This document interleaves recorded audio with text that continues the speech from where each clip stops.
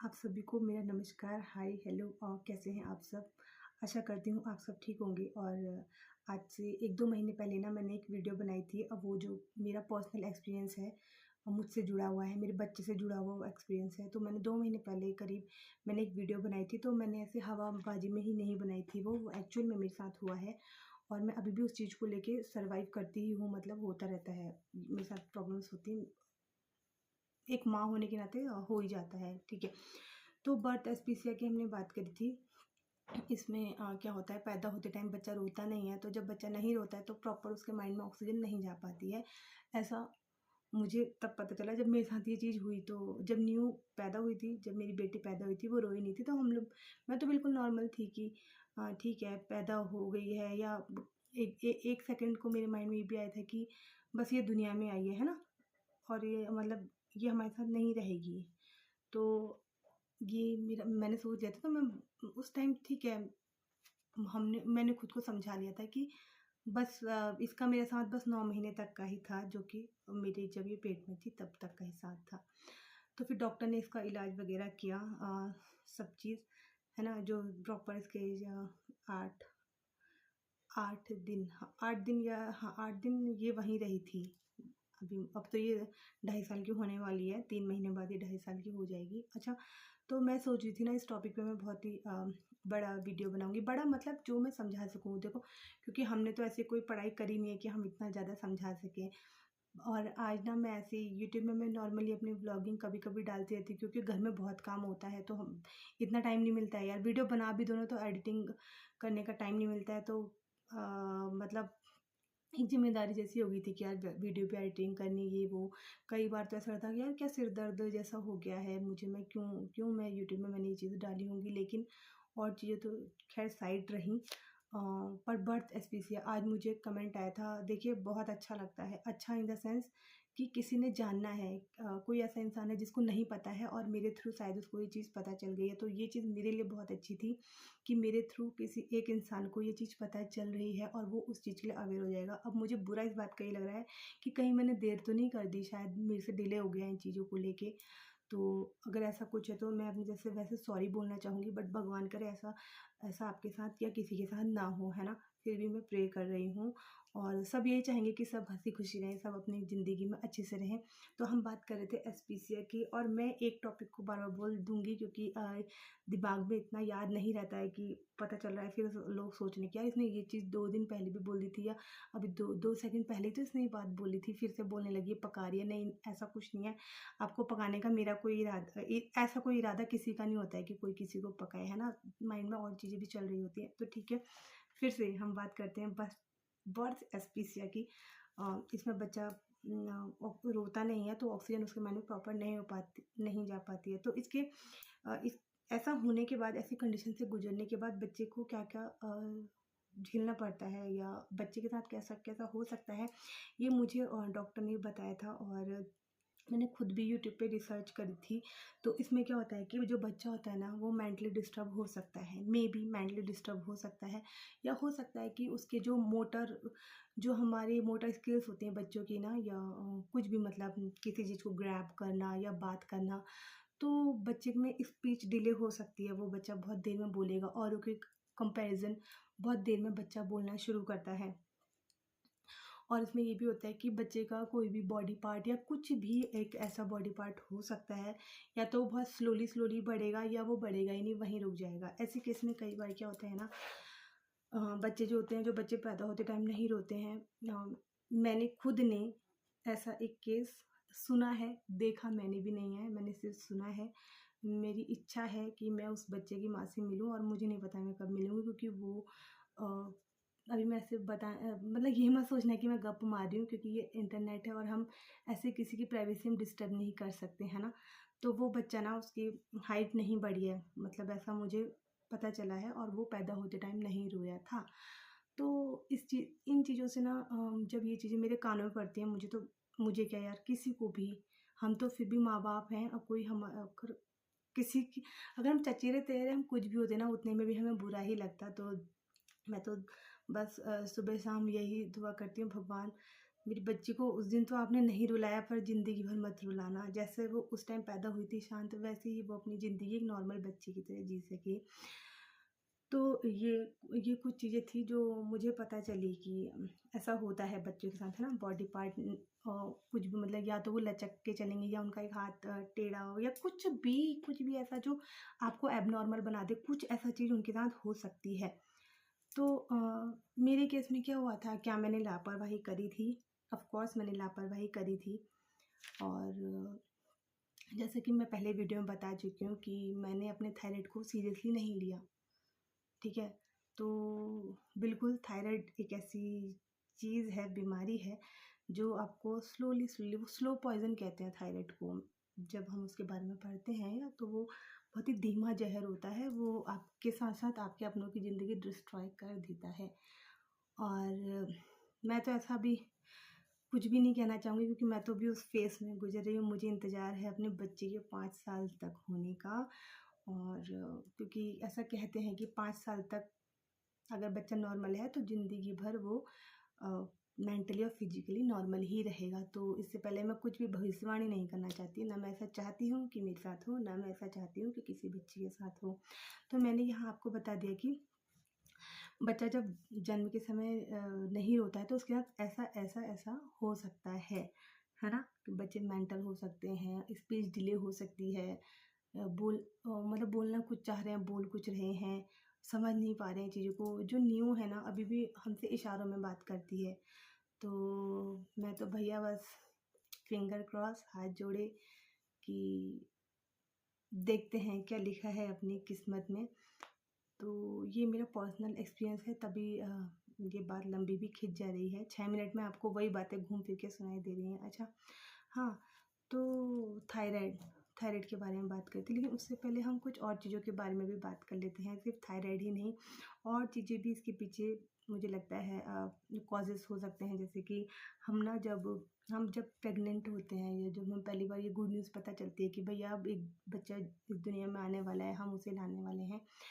तो हम चाहते हैं कि सब हमारे इर्द-गिर्द, जो हमारे सराउंडिंग एरिया है, जो हमारे इर्द-गिर्द के लोग हैं, वो हमारे पीछे बस हमारी खुशामदें करने लग जाएँ। नहीं, ऐसा नहीं होता है। आपको अपना, हम चाहते हैं ना, पर ऐसा होता नहीं है, किसी के साथ भी नहीं होता है। आपको वो कहते नहीं कि अपने पैरों पे खड़े हो, तो सीरियसली आप अपने ही पैरों पे खड़े हो। अगर आप किसी से इच्छा करोगे ना कि ये हमारे लिए करें, ये करें, वो करें, और वो नहीं कर रहे हैं, तो सबसे ज़्यादा गलत आप अपने बच्चे के साथ कर रहे हो। क्योंकि क्योंकि जो सामने आपकी जो पार्टी है, जो आपके कुछ भी इन-लॉज़ हैं, या आप अपनी मम्मी लोग के साथ रहते हैं, आप किसी के साथ भी रहते हैं, या अगर आप अकेले भी रहते हैं, तो आप कोई उम्मीद मत कीजिए किसी से। ये कोई उम्मीद करना बहुत अच्छी बात नहीं है, बहुत गलत बात है। आप उम्मीद मत करो, क्योंकि आप जितनी बार उम्मीद करोगे, आप उतने ही ज़्यादा नेगेटिव होते जाओगे। और प्रेगनेंसी में नेगेटिव नहीं होना है। आपने खुश होना है कि आप माँ बनने वाली हैं। आप उठिए, आप खड़े होइए। अगर आप खाना नहीं खा पा रही हैं, आप मत खाइए। पर आप किसी से उम्मीद मत कीजिए कि कोई आपको खाना खिलाएगा। अगर आप उम्मीद करेंगे, तो आप वहाँ पे फँस गए हैं, नंबर 1 बात। और नंबर सेकंड बात, मतलब नंबर फर्स्ट ये है कि आपने किसी भी कंडीशन में नेगेटिव नहीं होना है। अगर आपका मुँह आप नहीं धो पा रहे हैं ना, आप बहुत गंदे लग रहे हैं, तो किसी-किसी को ना अपने चेहरे से बहुत प्यार होता है। तो उन्हें गुस्सा लगती है यार कि हम मुँह भी नहीं धो पा रहे हैं, कैसी जगह आ गए हैं, हम यहाँ नहीं जा पा रहे हैं, हम वहाँ नहीं जा पा रहे हैं। मतलब कुल मिला के ना वो अपने अंदर नेगेटिविटी भर लेता है, तो अपने अंदर नेगेटिविटी नहीं भरनी है आपने, सबसे first thing first. Second thing ये है कि हमें ना सिर्फ़ अपने फिर हाँ, अब ये आ गया कि हमें सिर्फ़ अपने बच्चे की चिंता होने लगती है। कि यार ऐसे बैठती हूँ, ऐसे उठती हूँ, ऐसे लेटती हूँ। ऑफ़ कोर्स आपको उसकी चिंता होगी, आप करो उसकी चिंता। आप अपना भी ख़्याल रखो। अभी मैंने पहले क्या कहा कि किसी से आप उम्मीद मत करो। सेकंड में हाँ, मैं ये क्या बोल रही हूँ कि आपको सिर्फ़ अपने बच्चे की चिंता होने लगती है। आप सुन रहे हो? सिर्फ़ अपने बच्चे की। आपको अपनी भी चिंता करनी है। क्योंकि जो भी आप जो अब भी आपके गुड हार्मोन्स हैं ना, वो आपके बच्चों को आपके थ्रू ही जाएँगे, आपके मूड के अकॉर्डिंग ही जाएँगे। आपने खुश रहना है, ज़बरदस्ती नहीं। सीरियसली आपने खुश रहना है, आपने हँसना है। अब ये नहीं कि मोबाइल पकड़ के जोक पढ़ रहे हैं, उसमें हँसी तो आने रही है, लेकिन हाँ, मुझे तो हँसना है, हे, हँस रहे हैं। नो, ऐसा नहीं, ये नहीं करना है। आपने पॉज़िटिव रहना है। आपने सिर्फ़ अपने बच्चे की चिंता नहीं करनी है, और आपने नेगेटिव नहीं रहना है। 2 पॉइंट।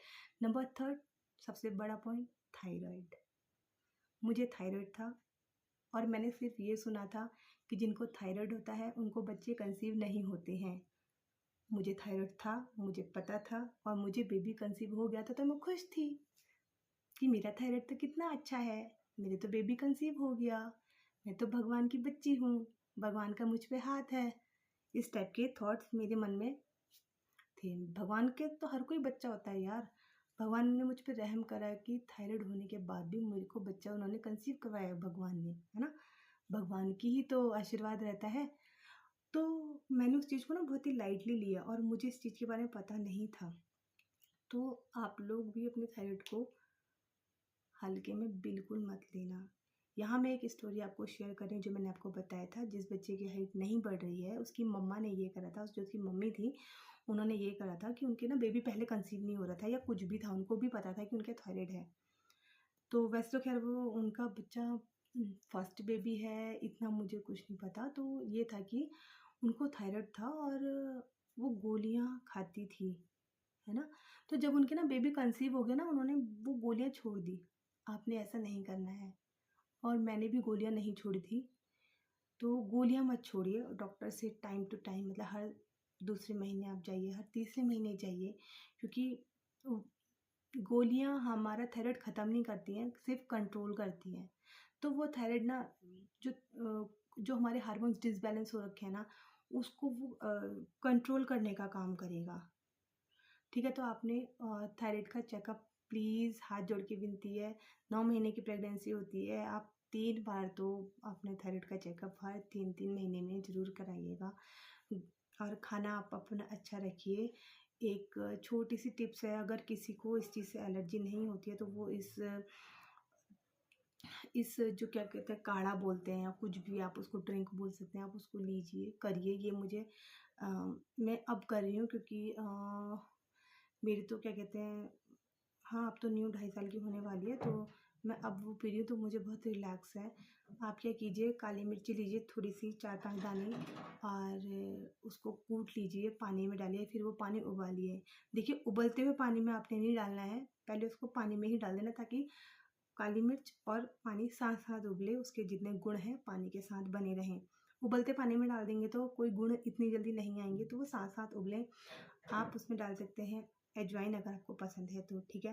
फिर उसको ठंडा कर दीजिए, जो आपने पानी जो भी आपने वो काढ़ा बनाया है, पानी बनाया है, जो भी आप उसका नाम दे सकते हैं, आप उसको रूम टेम्परेचर पे आने दीजिए। शहद दीजिए, अगर आपने अपने लिए 1 छोटा गिलास बनाया है वो काढ़ा, तो आप उसमें आधा चम्मच जितना शहद डाल दीजिए, है ना? और लेकिन शहद भी आपने तब डालना है जब वो पूरा काढ़ा रूम टेम्परेचर पे आ जाएगा। गरम-गरम में आपने ऐसे नहीं कि चम्मच डाल के घुमाया, गरम-गरम पी लिया, ऐसा कुछ नहीं करना है आपने, बिल्कुल रूम टेम्परेचर पे आने देना है और पी लेना है। और ये ध्यान रखिए, अगर आप प्रेग्नेंट हैं और अगर उसके बाद आपको एलर्जी जैसी कुछ हो रही है तो प्लीज़ दोबारा वो मत कीजिए, क्योंकि मैं तो प्रेग्नेंट नहीं हूँ और मैं अब पी रही हूँ तो मुझे आराम है।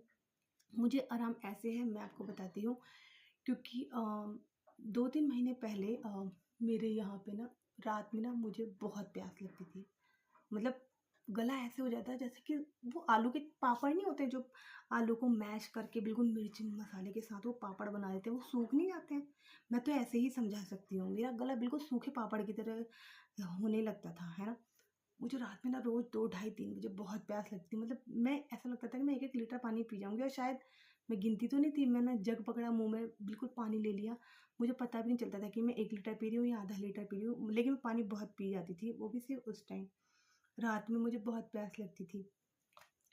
तो अब मुझे ना उसमें बहुत राहत है, मुझे रात में ऐसा कुछ नहीं होता कि मेरा गला सूख रहा है और टाइम टू टाइम मैं थायराइड का अपना चेकअप भी करा रही हूँ।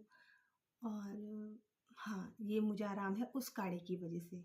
तो आप चाहें तो ट्राई कर लीजिए, लेकिन पहले थोड़ा-सा ट्राई कीजिएगा, क्योंकि ज़हर और दवा इतनी सी ही काफ़ी होती है। तो आप ट्राई कर लीजिए कि अ, आपको इससे कोई नुकसान है या नहीं, तो थोड़ा-थोड़ा करके ट्राई कीजिए। ये नहीं कि दिन भर पीने में ही है, बिल्कुल पाइप लगा के चूस रहे हैं, नहीं, ऐसा कुछ नहीं करना है।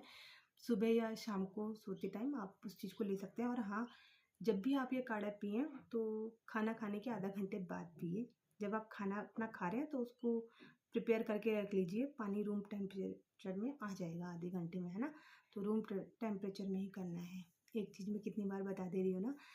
तो अच्छा, अभी मुझसे वो पूछ रही थी, कमेंट आया था, एक ही कमेंट आया था, उसको लेके मैं वो मुझसे बर्थ एस्पीसिया के बारे में पूछना चाह रही थी। तो आप मुझसे क्या पूछना चाह रही थी, मुझे एक्चुअल में ही समझ में नहीं आया। बर्थ एस्पीसिया बता दिया है ना कि उसमें बच्चे को मतलब वही प्रॉपर ऑक्सीजन नहीं जा पाता है और उसके बाद मेंटली डिस्टर्ब हो सकता है बच्चा। मैं तो अभी यही बता सकती हूँ और मुझे यही पता है। तो मुझे ऐसा अगर लगेगा कि मुझे इस पे और वीडियो बनानी चाहिए तो मैं बताऊँगी। शायद ये सेम टॉपिक हो गया है जो मैंने 2 महीने पहले डाला था और ये मैंने अब डाला है। बस इसमें एक चीज़ जुड़ गई है, काढ़ा। और प्रेगनेंसी को लाइटली मत लीजिए, खुद को खुश रखिए, हैप्पी रहिए। किसी से कोई उम्मीद, हाथ जोड़ती हूँ, मत कीजिए। मतलब आपने ये नहीं कहना कि हम तो किसी से कोई उम्मीद ही नहीं है, हम नहीं रखते किसी से उम्मीद, ऐसी वाली टोन नहीं होनी चाहिए। आपको ये होना चाहिए कि यार सब बिज़ी हैं, सब अपना काम कर रहे हैं, मैं क्यों किसी से उम्मीद करूँ? मेरे पास हाथ है, पैर है, मैं करूँ, खड़ी हूँ। बस आपने इतना सोचना है, ये वाली सोच रखनी है, बेचारी वाली नहीं कि मेरे को तो कोई अच्छा ही नहीं मानता, मैं किसी से क्या ही उम्मीद करूँ? ऐसी वाली मत करिए प्लीज़। इससे अच्छा तो आप चुपचाप सो जाओ या हल्ला ही कर लो, लाओ खाना दो मेरे लिए, ऐसा ही बोल दो। बेचारा मत बनो प्लीज़। बेचारा मत बनना, बेचारा बनने से ज़्यादा नेगेटिव चीज़ तो दुनिया में कुछ है ही नहीं। सच्ची बोल रही हूँ। बाकी आपके जो भी क्वेश्चन हैं, वो आप मुझे प्लीज़ अच्छे से लिखिए। हाँ, तो मैं न्यू के बारे में बताना चाहूँगी, 10वीं बार बोल रही हूँ शायद मैं ये, कि वो 2.5 साल की होने वाली है, 3 महीने बाद 2.5 साल की होगी। तो उसको, हाँ, उसके साथ क्या प्रॉब्लम है, न्यू के साथ? वो नंबर फर्स्ट, वो ना 1.5 साल तक चल नहीं पाई थी मेरी बेटी। चलेगी, गिरेगी, चलेगी, मुझे पता था। जैसे सब लोग तो बोलते थे मालिश नहीं कर रही है इसकी, तब हो रहा है, ये हो रहा है। अच्छा, मैं एक बात आपको बता दूँ, जो इस टाइप के बच्चे होते हैं उनकी मालिश मत कीजिए, क्योंकि क्योंकि मालिश कीजिए, मैंने रगड़-रगड़ के मालिश करने की कोई ज़रूरत नहीं है। कीजिए मालिश, आपको गरम तेल, हल्का गुनगुना तेल जो बच्चा सहन कर सके वैसा आपने तेल लेना है और हल्के हाथों से मसाज करनी है। क्योंकि आप किसी भी डॉक्टर से ऐसा पूछ सकते हैं कि जिस बच्चे को माइंड की कोई प्रॉब्लम है और उसके हाथ पैरों में दर्द रहता है, तो क्या हम उसको मालिश कर सकते हैं? वो ज़ाहिर सी बात है मना ही करेंगे कि आप मालिश मत कीजिए, क्योंकि ये जो पेन है ना, इसका चलने फिरने से कोई संपर्क नहीं होता है, उसका होता है नसों से एक कनेक्शन होता है, जो जो हमारे माइंड से जुड़ी हुई रहती है। माइंड से जुड़ी मतलब ये नहीं कि यहाँ से एक नस घुर के पैर में जुड़ गई है, ऐसा कुछ नहीं होता है। नसों का कहने का मतलब ये है कि ब्लड, ब्लड के कहने का मतलब है कि हार्मोन्स, हार्मोन्स से कहने का मतलब है कि माइंड, माइंड से कहने का मतलब है कि माइंड कमांड देता है हर चीज़ की। अगर आपको बेवजह किसी नस में या इधर-उधर दर्द हो रही है, ज़ाहिर-सी बात है आपके हार्मोन्स डिसबैलेंस हो रहे हैं, आपका माइंड उस नस को कमांड नहीं दे रहा है, इसलिए वहाँ पे पेन हो रहा है। तो मैं बात कर रही थी न्यू की, न्यू के मुझे नहीं पता दर्द होता है या नहीं होता है, वैसे हर बच्चे को होता है, उसके भी हो रहा होगा पर वो बता नहीं पाती थी, अब बच्ची थी वो बता नहीं सकती थी। मैंने उसकी मसाज नहीं करी। मैंने बहुत सर्च करा था कि ऐसे बच्चों की मसाज नहीं करनी चाहिए, क्योंकि हमें नहीं पता है कि कब वो चीज़ हमसे बिगड़ जाए, क्योंकि वो नॉर्मल नहीं है। नॉर्मल बच्चे रोते हैं, वो नहीं रोए हैं, ठीक है? तो मैंने इसकी मसाज नहीं करी, मैं आज भी नहीं करती हूँ। अगर आज कभी करती हूँ तो अब मैं आज, जब उसको सर्दी जुकाम होता है तो मैं उसकी पीठ में मालिश वगैरह कर देती हूँ। मैं उसके रगड़-रगड़ के, मैंने उसकी आज से मसाज नहीं करी। मैंने एक चीज़ गौर करी है, उसके जो घुटने से लेके एड़ी तक की जो एक हड्डी होती है ना, वो हल्की-सी कर्व्ड है, मुड़ी हुई है उसकी हड्डी हल्की-सी। अब मेरे हस्बैंड तो ये बोलते हैं कि वो जैसे-जैसे बढ़ेगी वो सीधी हो जाएगी, तो मैं भी यही प्रार्थना करती हूँ कि वो उसकी जो चलना है, उसके पैरों में जो लचकपन है वो ठीक हो जाए। लचक के चलती है न्यू अभी भी, अभी अभी तक। और अभी 2 साल की जब वो पूरी हुई है, या 2 साल 1 महीने की जब वो हुई होगी, तब जाके वो दिन है कि वो अब गिरती नहीं है चलते वक़्त। मैंने हर दिन मैंने उसको गिरते, उठते, मैंने उसको ऐसे ही देखा है। सब मुझको कहते थे कि मालिश नहीं करते हो। मुझे पता है कि सिर्फ़ मालिश वजह नहीं है, वजह मैं ही हूँ, क्योंकि मैंने अपना ख़्याल नहीं रखा। मैं अपना ख्याल रखती तो उसको इतना सर्वाइव नहीं करना पड़ता, वो मेरी वजह से सर्वाइव कर रही है। सेकंड थिंग, वो बोल नहीं पाती है। सब ये कहते हैं कि कुछ बच्चे देर में बोलते हैं, तो आप देखो ना, हर चीज़ उसी के साथ है। वो देर से चल रही है, वो बहुत टाइम बाद स्ट्रेट खड़ी होती है, आज भी नहीं खड़ी हो पाती, वो लचक लचक के चलती है। चाहे कोई मुझसे कहे ना कहे, मैं माँ हूँ, मेरे को किसी के सुनने की ज़रूरत नहीं है, मैं सब देखती हूँ। हम माँ हैं, हम सब देख रहे हैं, सब चीज़ उसी के साथ क्यों है? उसके थोड़े बोन्स में भी प्रॉब्लम है, जैसे हम सबके यहाँ पे ये नट होता है, क्या बोलते हैं इसकी, नहीं है नींव की दो, ये ये जो दो हाथ है ना उसकी, तो यहाँ पे उसके नट नहीं है ये वाले। आप इमेजिन कर सकते हो बिना इसके वो कैसे इसको मूव करेगी? तो ये सब उसने झेलना है पूरी लाइफ, और ऐसा किसी के साथ भी हो सकता है यार। पर ये है कि यहाँ मुझे पता है कि मैं ही वजह हूँ, तो अब खुद को गिल्ट में डाल के तो कोई फ़ायदा है नहीं, है ना? कि मैं सोचती रहूँ मैंने ये कर दिया, वो कर दिया, ऐसा नहीं है। अब सब भगवान के भरोसे है, और अपना मदरहुड एन्जॉय करो, यही कर सकते हैं। तो मैंने न्यू के बारे में बता दिया कि उसको फ़िलहाल ये प्रॉब्लम्स हैं। और हाँ, एक चीज़ और थी कि जो बच्चे होते हैं ना, जो मतलब स्पेशल तो नहीं कहूँगी, अभी कुछ नहीं, हम उनको कोई कैटेगराइज़ नहीं कर सकते। तो जिस टाइप के बच्चे होते हैं ना, उनको ना फ़ीवर बहुत आते हैं। नियू को भी बहुत फ़ीवर आया था जब वो पैदा हुई थी। पैदा होने के 24 घंटे में उसको फ़ीवर आया था बहुत भयंकर। उसको फ़ीट्स आए थे, फ़ीट्स बोलते हैं, सीज़र बोलते हैं। कई जगह पे चमकी बुखार बोलते हैं, कई जगह पे बोलते हैं झटके आए थे। तो उसको ना 24 घंटे में 2 बार झटके आए थे, और भगवान की कृपा है, वो दिन है 13 दिसंबर 2022 का दिन है, और आज का दिन है। उसको उसको मतलब 13 दिसंबर को सिर्फ 2 बार झटके आए थे, तब से लेके अब तक उसको ऐसी कोई प्रॉब्लम नहीं हुई। भगवान बस, मेरी तो यही प्रार्थना है इस टाइप की चीज़ से बस सबके बच्चों को बचा के रखे। छोटी-मोटी बीमारियाँ तो लगती रहती हैं हर किसी को, पर ऐसा कुछ नहीं है। हाँ, ऐसे बच्चों को फ़ीवर बहुत आता है। तो उनके फ़ीवर के साथ ऐसा सुना है कि जब बच्चा ऐसी ऐसी सिचुएशन में पैदा हुआ है कि वो रोया नहीं है, उसको फ़ीवर ज़्यादा आ रहा है, तो उसके फ़ीवर को ना माइंड तक ना जाने दें। मतलब इंतज़ार ना करें कि आपने कि आप 3 दिन बाद या 4 दिन बाद डॉक्टर के पास जाएँगे। नहीं, उनके बिल्कुल फर्स्ट एड उनकी जो किट होती है उसमें से उनको ड्रॉप ऐसी पिलाएँ जो डॉक्टर ने आपको सजेस्ट करी है। डॉक्टर के टच में रहें, तो बुखार तो बिल्कुल सर पे ना जाने दें। और ऐसे मतलब जो नॉर्मली बच्चे पैदा हुए ना, उनके सर पे भी बुखार को ना जाने दें, क्योंकि जब सर पे बुखार जाता है ना, फिर वही कंडीशन आ जाती है। जो हमने देखा है ना, कई बार तो इतने बड़े-बड़े बिल्कुल तंदुरुस्त लोग होते हैं, उनको ऐसा बुखार आता है, उनके सर पे चढ़ जाता है, वो पैरालाइज़ हो जाते हैं यार। ये तो फिर भी छोटे बच्चे हैं। तो आपका जो भी क्वेश्चन है ना, क्योंकि मेरी बात मुझे नहीं पता कि कितनी क्लियर पहुंची है नहीं पहुंची है, क्योंकि मैं खुद इसके बाद अभी रिकॉर्डिंग सुनूंगी और मैं ऐसे ही पोस्ट कर दूंगी। तो आपका यार प्लीज़ जो भी क्वेश्चन है या कोई भी बात है या आपने कुछ भी कहना है, क्लियरली बोलो और इस वीडियो को शेयर कर दो। बाकी बी पॉजिटिव, जैसा भगवान ने सोचा है ना वही होगा, उसके अलावा आपके साथ कुछ नहीं होगा। हाँ, आप सतर्क रहेंगे तो आप सुरक्षित रहेंगे, ये बात तो है। तो बी पॉजिटिव, जस्ट चिल, क्योंकि मैं भी वही माँ हूँ, मेरे बच्चे ने भी सेम चीज़ झेली है। और मुझे नहीं पता इसके साथ क्या होने वाला है। मैं तो हर चीज़ को लेके इसकी चिंतित ही रहती हूँ।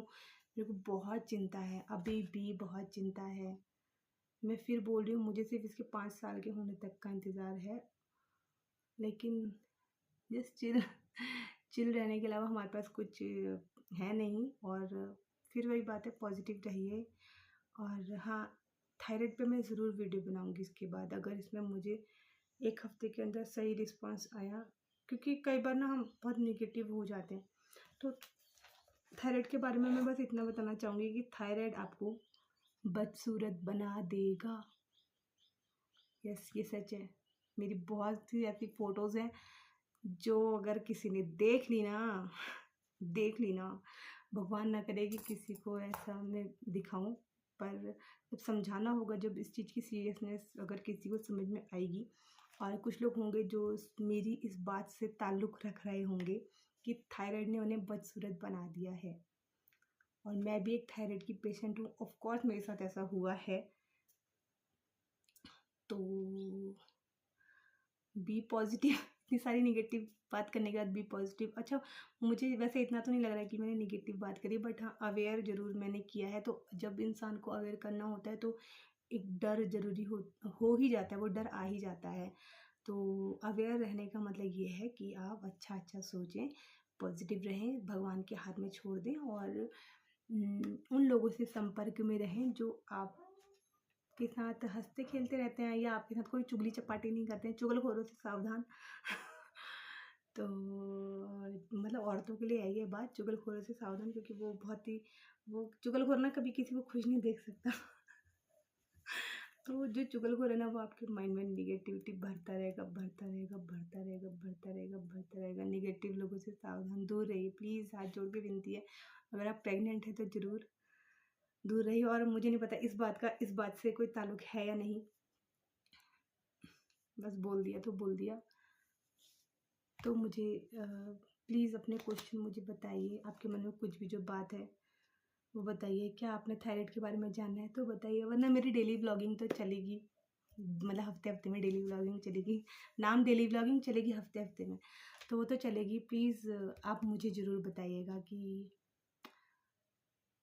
आप किस बारे में, किस हिसाब से क्या जानना चाहते हैं। मैं डॉक्टर नहीं हूँ, बट एक नॉर्मल इंसान हूँ जो मैं इस चीज़ों को झेल रही हूँ यार।